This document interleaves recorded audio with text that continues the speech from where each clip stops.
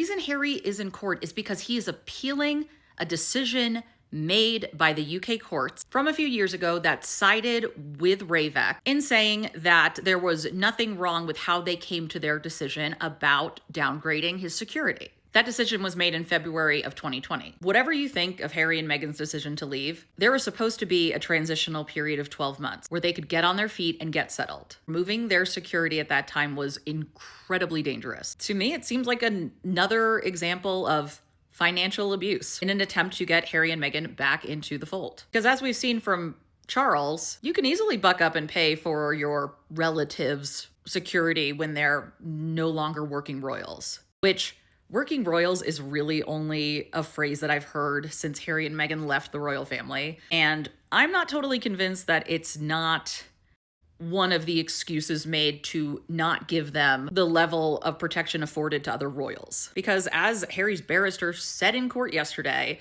removing the word working from royals doesn't change the level of interest, threat, risk to the Sussexes. That's the other thing. Harry's initial complaint is that if he should be treated like any other VIP, then RAVEC should have gone through their RMB, their risk assessment for him and his family. But they decided not to do that in favor of a bespoke agreement. Yet, when RAVEC decided that Prince Andrew's security was all well and good to continue, they used that risk assessment. Prince Harry was simply asking that they use the same process as they do for anyone else. The other problem he has is that some of the royal household, which is on RAVEC, which at the time would have been Queen Elizabeth II's private secretary, Sir Edward Young, I remember him from Spare, perhaps shouldn't have been part of this decision-making because relations were so strained. Because Young was actively working with Charles's and William's secretaries to keep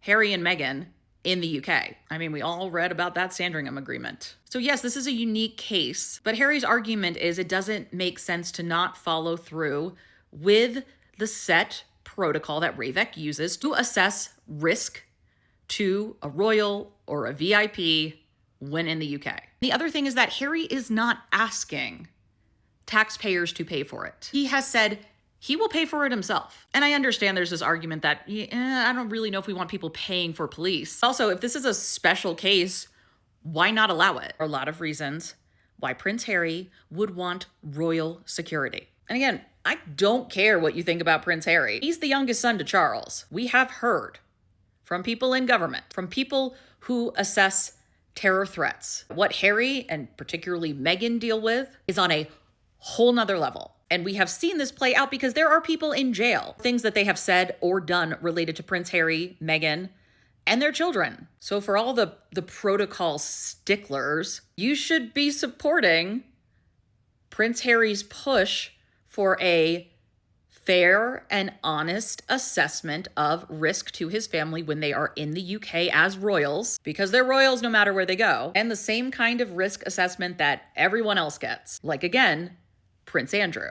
I want to talk about framing and misleading headlines as it relates to this story about Prince Harry. First of all, here's the photo that they used. That is where people's eyes are going to be drawn to first. And you could look at this and say, well, Prince Harry looks upset. Must not be going well for his RAVEC appeal. Or maybe he just remembered that he forgot to pack a snack. Hunger is real. Or maybe he looks sad, exhausted, defeated. The main image selected is just as important as the headline used, and in many ways they should work in conjunction with one another. Perhaps they go together like peanut butter and a delicious raspberry spread.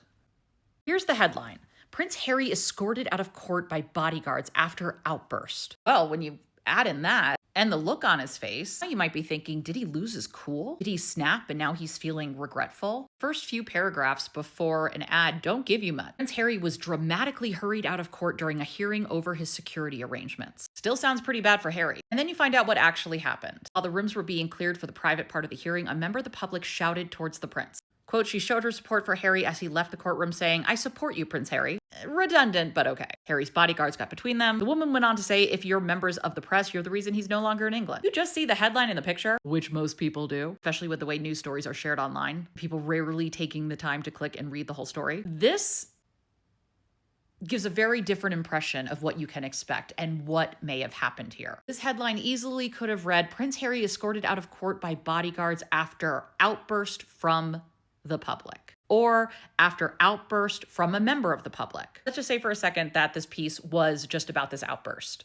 because really it's a way to get clicks. It's mostly just a summary of what happened on day 2. A headline could read, Prince Harry escorted out of court by bodyguards after a member of the public blames the media. Member of the public blames the press after a dramatic second day in court for Prince Harry. You see what I mean? This is why it's important to always read the story, not rely on an image and a headline to tell you the full story.